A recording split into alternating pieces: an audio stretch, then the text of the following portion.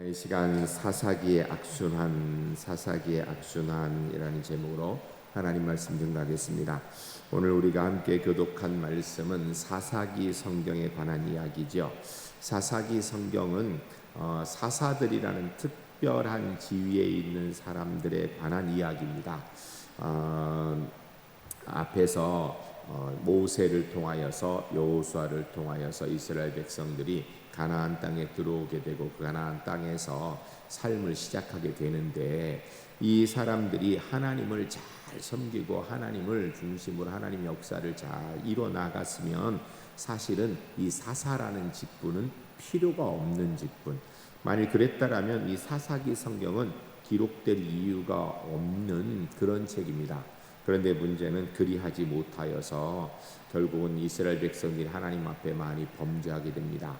우리가 지난주 수요일날 들은 말씀에서 여호수아가 죽기 전에 마지막으로 그가 백성들을 놓고 유언으로 한 얘기가 뭐냐면, 너희가 하나님을 섬길지 우상을 섬길지, 이 땅에 있는 우상을 섬길 것인지 아니면 요단 건너편에 있는 저 동편에 있는 우상을 섬길 것인지, 아니면은 애굽 너희들이 조상 섬겼던 애굽에서 섬겼던 그 우상을 섬길 것인지, 그렇지 않으면 여호와 하나님을 섬길 건지 선택해라. 나와 내 집은 여호와 하나님만 섬기겠노라. 너희 어떻게 할래? 라고 하니까 이스라엘 백성들이 다 우리가 하나님만 섬기겠다고 그렇게 약속을 했습니다. 그래야 해서 여호수아가 돌을 세워놓고 이 돌이 증거다. 너희 분명히 여호와 하나님을 섬겨라. 하나님 섬기면 너희 살 것이고 복될 것이지만 그렇지 않으면 너희가 이 땅에서 무진 고난을 당할 것이다. 이방인에게 고난 당하게 되는 삶을 살게 될 것이다 라고 이렇게 약속을 받았어요. 그런데 그 약속이 사실 오래가지 못했습니다. 그래야 해서 여호수아가 죽고 나서 시간이 점점 지나면서 이스라엘 백성들이 하나님 섬기는 데에서 떠나서 우상을 섬기기 시작합니다. 그로 인하여서 이스라엘 백성들이 우상을 섬기니까 여호수아가 하나님 앞에서 약속한 대로 이스라엘 백성들이 온갖 고난을 당하게 됩니다. 이방인들 분명히 그들을 점령하여서 이 땅에 들어온 거예요.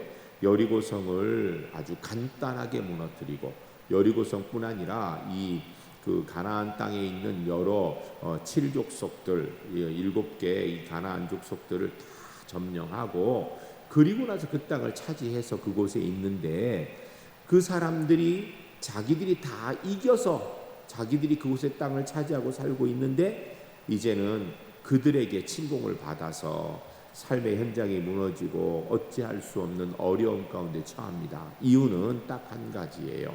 하나님을 잘 섬기도록 약속을 했는데 하나님을 섬기지 않고 우상을 섬기니 결국 그로 인하여서 하나님께서 이스라엘 백성들을 방치해 두시니까, 오히려 이방인들의 손에 맡기시니까 그들이 와서 이스라엘 백성들을 괴롭히니, 이스라엘 백성들이 괴로움 가운데에서 하나님께 기도합니다. 하나님, 우리가 잘못했습니다. 도와주세요. 그러면 그때 하나님께서 사사를 다시 보내십니다. 사사를 보내셔서 이 사사라는 사람을 통하여서 이스라엘 백성들을 이방인의 손에서 구원해 주어요. 사사가 있는 동안에 이스라엘 사람들이 하나님을 잘 섬기고 또 평안히 살다가, 사사가 없어지고 나면 또 우상을 섬기는 거예요. 또 우상을 섬기고 또 고통당하게 되면 또 하나님께 기도하면 또 사사가, 이게 계속 반복되는 역사, 이게 사사기의 전체 내용이다라고 해도 틀리지 않습니다. 그런데 우리가 이 사사기 성경을 보면서, 야, 이스라엘 백성들이 어떻게 저럴 수 있는가?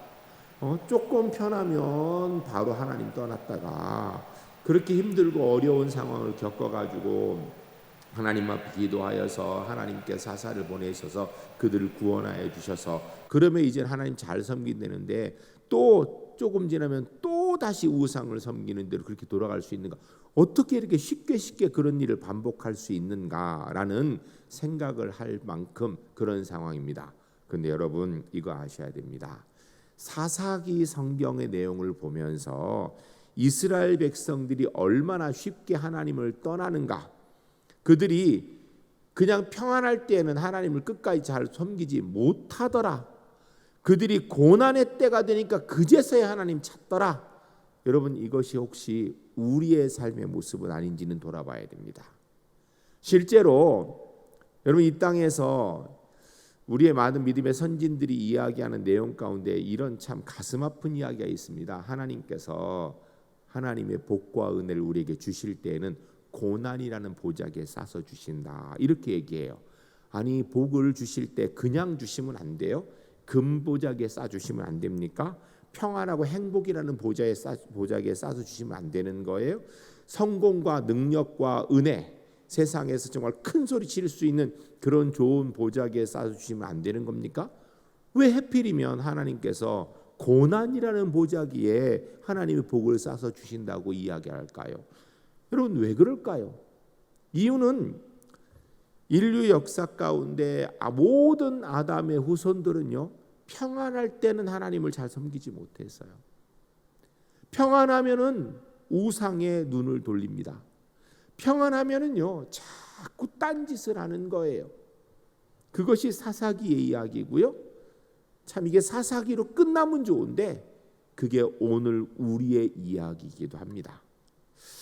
제가 군대에 있을 때 참 말도 안 되는 경험을 했습니다. 뭐냐면요, 연병장이 이렇게 있는데 연병장 끝에 이렇게 축대가 이렇게 끝에 축대를 싸라 그러더라고요. 연병장 끝에 이렇게 축대리가 연병장하고 저 밖에 하고 이렇게 경계선이니까 축대를 싸는 건 좋은 일이잖아요. 뭐 그렇게 경계를 하는 거. 그래서 열심히 축대를 쌓았어요. 며칠 걸려 쌓은 거죠. 그랬더니 그 축대를 다 쌓고 나니까 그 다음에 하루 지났는데 그 다음 날 저 축대 다시 부수라 그러더라고요. 아니, 제가 뭐 저 혼자 한 건 아니면 우리 전체 다 하면서, 아니, 부실 걸 왜 싸라 그랬는가요? 부실 걸 왜 싸라 그랬나? 아니, 부실 것도 왜 싸라 그랬는가? 차라리 잘못 쌌으면 똑바로 싸라 그러든지 그냥 쌓았는데 부시라 그러는 거예요. 다시 다 부셨어요. 왜 그런 일을, 아니 세상에 어떻게 이런 일을 하는가? 이유는 딱 한 가지였습니다. 나중에 알고 보니까 이 병사들이요, 편안해서 별로 할 일이 없으면 사고를 친답니다. 그래, 훈련이 없으면 그냥 쉬면 안 되고 뭔가를 시켜야 된다라는 거예요. 뭔가 자꾸 다른 걸 열심히 하도록 해야 정신이 다른 데 안 팔려서 사고를 안 치기 때문에 그런다라는 거예요. 그 일 말고도요, 사실은 뭐 아무 일 없이 좀 쉬겠구나 싶을 때 되면 일을 만들어 자꾸 시키는 거예요.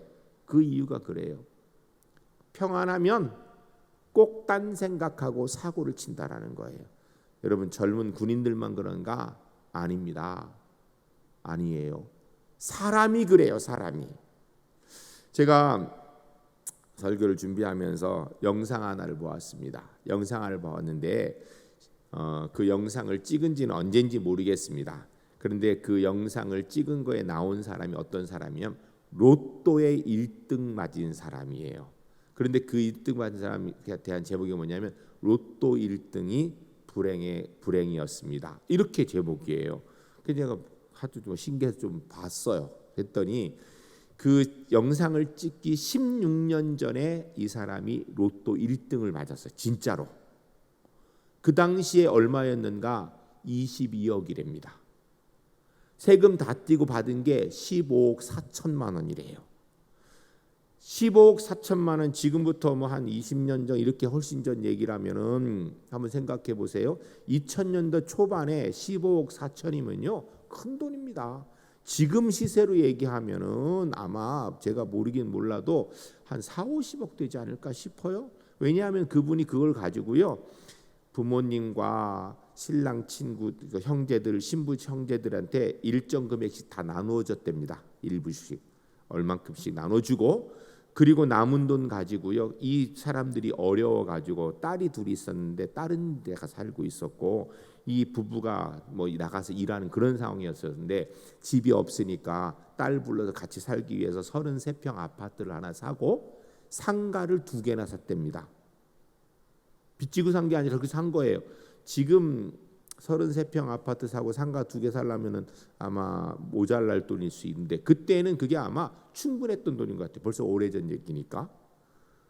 그러면은 이제는 상가에서 나오는 세 받아 가지고 좋은 아파트에서 아이들하고 오손도손 행복하게만 살면 되는 거예요. 그래서 그 부부가 생각하기를, 이 부인 생각, 야, 이제는 고생 끝났다, 그렇게 생각했다라는 거예요. 그 옆에 있는 MC가 묻더라고요. 어떻게 그 상가 지금도 잘 관리하고 있냐고 그랬더니 다 없다 그러더라고요. 어디 갔냐 그랬더니 남편이 사고를 쳐서 그거 수습하느라고 그것도 상가도 다 팔고 아파트도 팔고, 그래도 빚을 져가지고 신용불량자가 되어서 그 빚을 수년 동안 갚았답니다. 결국은 이혼했답니다.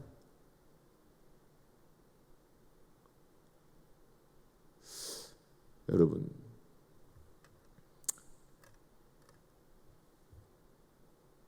그분이 로또 1등 22억 당첨되어서요, 그 인생이 행복해진 게 아니라 돈으로 평안하게 잘 살 줄 알았는데, 고생하고 힘들고 어려울 때는 남편이 뭐 이게 그림 이런 거 도박 안 했다라는 거예요. 엉뚱한 사고 안 쳤다라는 거예요. 그런데 결국은 갑자기 평안해지니까 이분이 그래요. 자기들이 이 돈을 관리할 능력이 안 되었던 것 같다고, 결국은요 있는 거 다 날리고 빚까지 지고 이혼까지 했어요. 여러분, 우리가 이 땅에서 하나님의 사람으로 살아가면서 이거 알아야 돼요. 사실은 예수 믿는 사람이나 믿지 않는 사람이나 평안하면 딴짓하게 돼 있어요. 그 사람이에요. 평안할 때에 딴짓하지 않고 하나님 잘 섬기는 사람, 대단한 사람이에요. 그 정말 대단한 믿음의 사람인 거예요. 이스라엘 백성들이 사사기에서 끊임없이 반복되어지는 역사 가운데 보여주는 내용이 뭔가, 우리가 앞으로 계속 이제 드보라나 기드온이나 삼손이나 이런 사사들에 대한 이야기를 계속 듣게 될 것입니다. 그 내용은요 동일해요. 사사라는 사람만 바뀌었지 안의 내용은 똑같아요. 평안하니까 하나님 떠나더라는 거예요. 아니, 하나님께서 주신 땅, 애굽에 종살이 하다가 와서 얻은 땅이라면 그 속에서 당연히 하나님 잘 섬기고 행복하게 잘 살면 될 텐데 그거를 못 하더라는 거예요. 이 사사기를 보면서 우리가 우리가 이럴 수 있는 존재구나. 여러분, 진짜 신앙의 위험이 언제인가? 고난의 때가 위험이 아니고요, 평안할 때라는 거예요. 아무 문제 없을 때, 아이고 이제는 됐다 싶을 때, 이때가 사실은요 신앙의 진짜 위험이 있는 때예요. 사단이, 우리가 힘들고 어려운 고난의 상황에 막 사단이 찾아와서 우리를 유혹하는가? 그때는 사단이 유혹 안 해요. 언제 유혹하는가? 평안할 때, 문제 없을 때, 아이고 이만하면 됐다 싶을 때.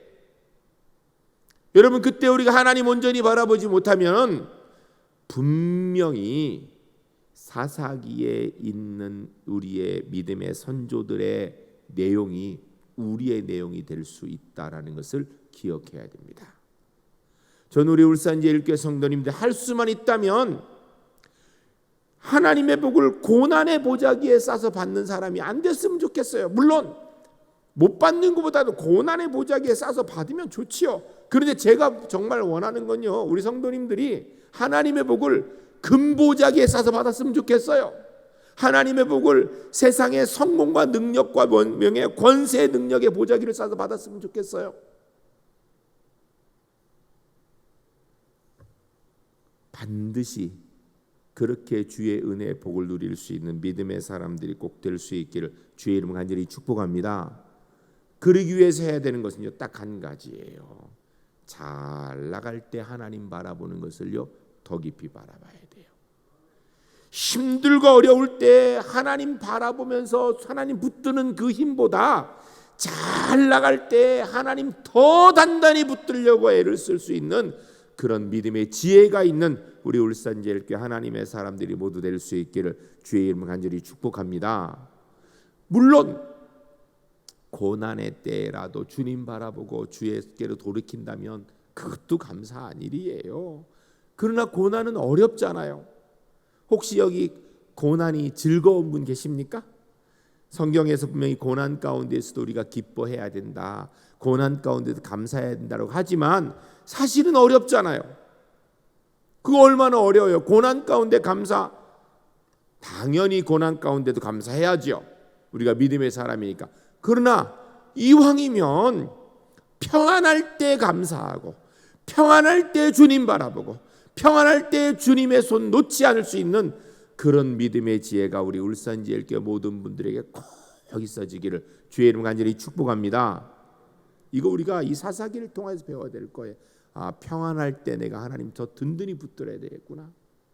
사실은 고난의 때 긴장하는 것보다도 신앙으로, 고난의 때는 신앙으로 저절로 긴장이 돼요. 그러니까 그때는 내가 긴장 안 하려고 해도 저절로 내 고난이 날 긴장하게 만들어요.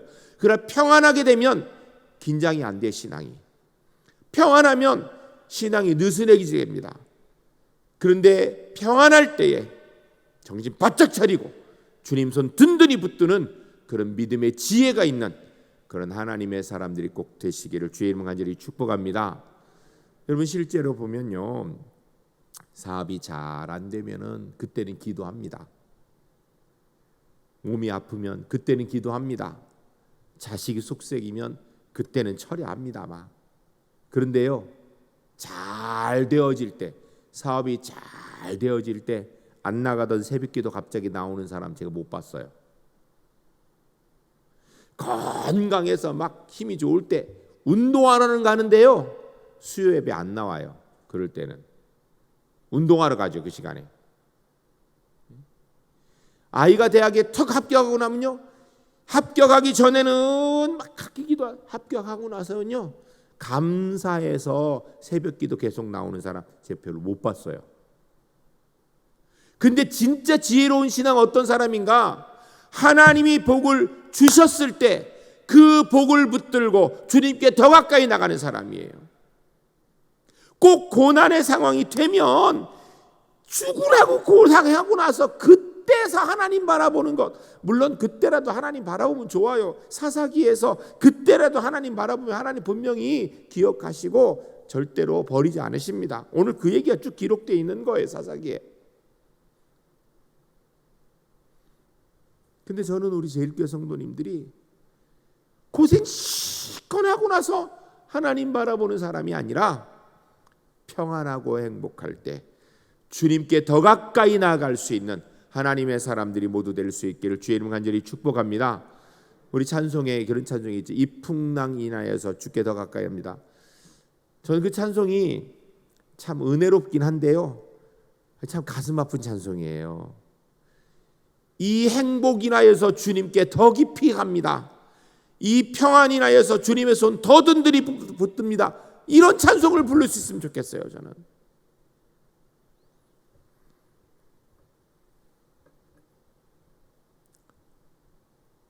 저는 목사님 아들 태어나서 평생 사택에 살면서, 제가 또 목사가 돼서 지금도 사택에 살면서 성도님들 이렇게 돌아보는데, 제가 목사님 아들로 자라는 동안에요, 우리 그 아버님 교회 성도님들 가운데 어려움 당하면요, 그게 제 어려움인 줄 알고 그렇게 힘들어했어요. 제가 그 목사 아들의 짐인가 봐요. 그리고 제가 주일학교 학생으로 있으면서, 중고등부 학생이 있으며 청년부 학생이 있으면서요, 새 가족이 하나 오면은 그 새 가족 온 아이를 잘 돌봐서 교회 안에 잘 붙들고 있어야지, 안 그러면은 그게 너무너무 제가 그 받아들이기 어려웠어요. 그래서 집사님들 가정에 좋은 일 있으면 그렇게 좋고요, 어려운 일 있으면 제가 그렇게 힘들었어요.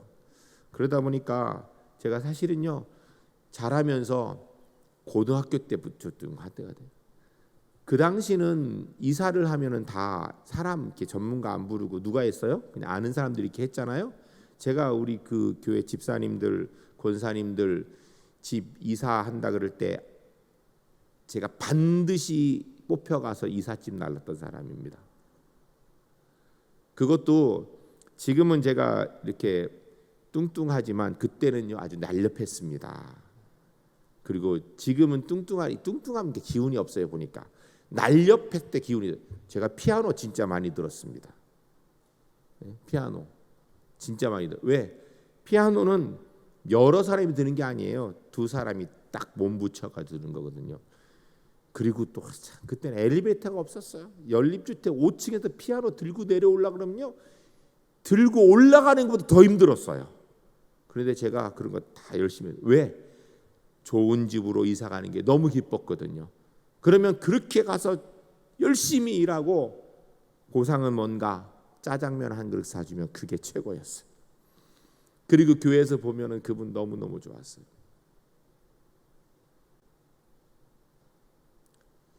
제가 지금도요, 물론 우리 아이들도 잘 되고 뭐 저희 집안 일도 잘 되고 이런 것도 참 감사하지만 우리 성도님들이 좋은 일이 있다라고 얘기해 주면 너무 감사합니다.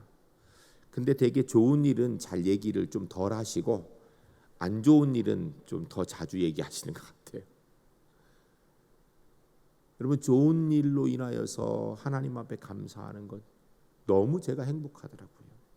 근데 우리 성도님들이 어려운 일 겪으시면, 몸이 아프시고 경제적으로 어렵고 삶이 어려우면요, 제가 마음이 얼마나 무거운지 몰라요. 저는 사실은 뭐 다른 것 떠나서 그냥 제 마음으로라도 우리 성도님들이 계속 좋았으면 좋겠어요. 삶에 문제가 없었으면 좋겠어요. 고민거리가 없었으면 좋겠어요. 그러려면 어떻게 해야 되는가? 잘 나갈 때 하나님의 손 더 든든히 붙들어야 됩니다. 평안할 때 주님께 더 가까이 나가야 됩니다. 이것 외에는 방법이 없어요. 여러분, 사단은 우리가 싸워 이기는 게 아니에요. 우리가 주님의 품 안에 있으면 사단이 우리를 털끝 하나도 건드리지 못하는 줄로 믿습니다. 그러나 우리가 주님의 품 밖에 있으면 사단의 온갖 농락에 놀아날 수밖에 없는 거예요. 삶이 비창해집니다. 우리 제일교회 성도님들, 고난의 때에는 반드시 주님의 손 붙들고 그 고난을 넉넉히 이길 수 있는 하나님의 은혜가 반드시 있으시기를 주의 이름 간절히 축복합니다. 그리고 또한 평안할 때에는 하나님만 바라보는 믿음이 더 깊어지고 주께서 주신 은혜가 가슴에 사무치도록 서로 새록새록 정말 깊어져서 하나님의 은혜 가운데 주님이 주신 복이 절대로 흔들리지 않고 오히려 시간이 가면 갈수록 더 깊어지는 주의 복을 누리시는 그런 제일교회 하나님의 사람들이 모두 될 수 있기를 주의 이름 간절히 축복합니다. 여러분, 세상의 생사화복의 권세를 우리 하나님이 쥐고 계신 줄로 믿습니다. 살고 죽는 것도 하나님의 손에 있고요, 복과 화도 하나님의 손에 있는 줄로 믿습니다. 그렇다면 우리가 하나님의 품 안에 있는 동안에는요, 주님께서 우리를 절대로 고난 가운데 밀어넣지 않으십니다. 만일에 그때 우리가 주님의 품 안에 있는 가운데, 특별히 내가 주님 바라보는 가운데 당하는 고난이면 그건 진짜 큰 복이에요. 거기에는 우리가 상상도 하지 못할 일이 있을 거예요. 그러나 일반적인 사람에게는 그런 일이 없어요. 그런 일이요, 성경에 보면 많이 없습니다. 대표적인 게 욥이에요. 욥은 하나님 잘 섬기는 가운데 고난당했거든요. 하나님께서 그를 특별한 은혜로 주시는 것, 그게 욥기의 내용이에요. 근데 이거 아셔야 됩니다. 욥은 일반적인 얘기가 아니에요. 욥은 동방의 의인으로 하나님이 자랑스러워하는 사람이었어요. 그 정도 되면 하나님이 그런 특별한 은혜 가운데, 일반적인 사람은요 그런 거 없어요. 일반적인 우리 같은 범인들은 하나님 잘 섬기면 주께서 더 큰 은혜로 인도해 주시는 줄로 믿습니다. 우리 제일교회 성도님들이 반드시 그런 은혜를 누리시기를 주의 이름 간절히 축복합니다. 그 생각을 가지고 오늘 본문을 좀 보도록 하겠습니다. 우리가 먼저 11절부터 13절까지 읽으실 텐데 작은 제목이 있죠. 하나님의 백성이 우상을 숭배했습니다. 11절 13절까지 아픈 마음을 가지고 우리 같이 한번 읽겠습니다. 이스라엘 자손이 여호와의 목전에 악을 행하여 바알들을 섬기며 애굽 땅에서 그들을 인도하여 내신 그들의 조상들의 하나님 여호와를 버리고 다른 신들 곧 그들의 주위에 있는 백성의 신들을 따라 그들에게 절하여 여호와를 진노하시게 하였으되 곧 그들이 여호와를 버리고 바알과 아스타롯을 섬겼으므로. 아멘. 오늘 본문에서 이야기하는 것은 이스라엘 백성들이 여호와 목전에서 악을 행하였다 그랬는데, 여러분 여기에서 이 악을 행하였다라는 것이 거짓말했다 이런 얘기인가요? 성실하지 않았다 이런 얘기가, 사기치고 다른 사람 속이고 이랬다니, 폭력적이다 이런, 그런 거 아니에요. 물론 그런 것도 옳지 않지만 하나님께서 가장 싫어하는 것이 뭔가? 그게 우상 섬기는 거예요.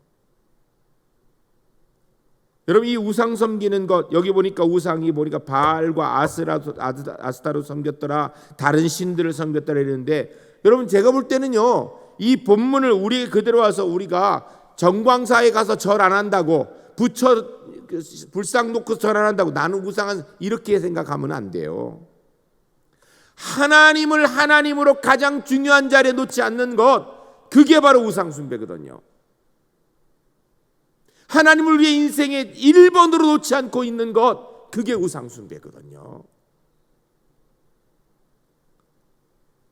하나님의 백성이 우상 숭배하는 건 당연히 잘못된 것이죠. 여러분 세상 사람들이 우상 숭배하는 거는 당연한 거예요. 하나님 모르니까. 하나님은 세상 사람들이 우상 숭배하는 거 별로 관계 안 하세요.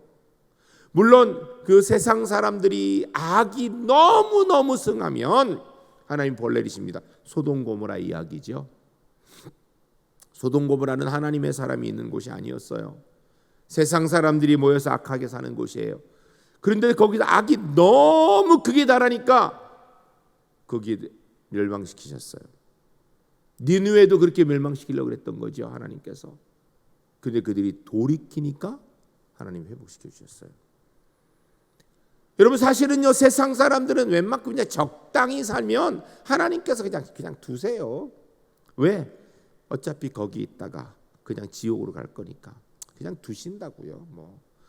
조금 더 빨리 지옥으로 보내, 늦게 지면 어차피 지옥 갈 거니까 신경 안 쓰세요. 사실은 그냥 두시는 거예요. 그러나 하나님의 백성인 저와 여러분들이 하나님이 왜 다른 것을 인생의 1번으로 두고 사는 것은 못 보신다라는 거예요.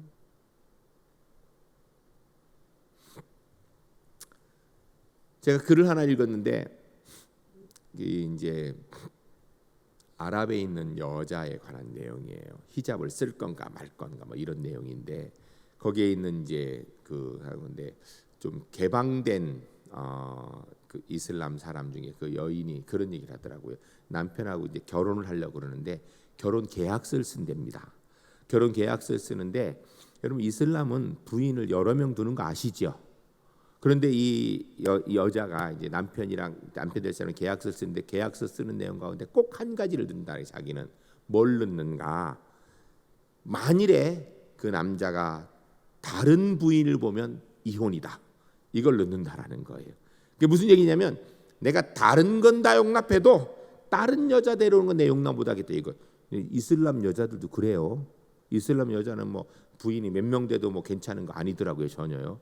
그 얘기를 제가 그 글을 읽으면서, 이슬람의 문화가 부인을 여러 명 가져도 여인의 마음은 변화 똑같구나. 여러분, 남편이 돈 잘 벌어오는데 가끔 다른 부인도 데리고 오면 좋아요, 안 좋아요?